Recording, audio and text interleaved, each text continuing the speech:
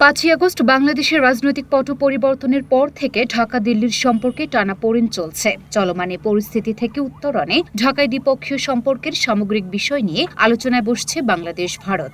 বৈঠকে দিল্লির পক্ষে নেতৃত্ব দিতে রাষ্ট্রীয় অতিথি ভবন পদ্মায় এসেছেন ভারতের পররাষ্ট্র সচিব বিক্রম মিশ্রি।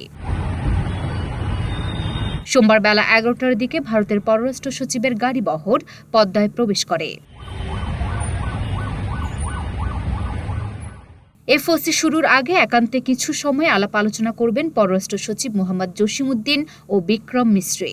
জানা গেছে, এফওসি শেষে পররাষ্ট্র মন্ত্রণালয়ে পররাষ্ট্র উপদেষ্টা মোহাম্মদ তৌহিদ হোসেনের দপ্তরে যাবেন সফররত ভারতের পররাষ্ট্র সচিব। তারপর বিকেলে যমুনায় অন্তর্বর্তী সরকারের প্রধান উপদেষ্টা ড মোহাম্মদ ইউনূসের সঙ্গে সৌজন্য সাক্ষাৎ করবেন।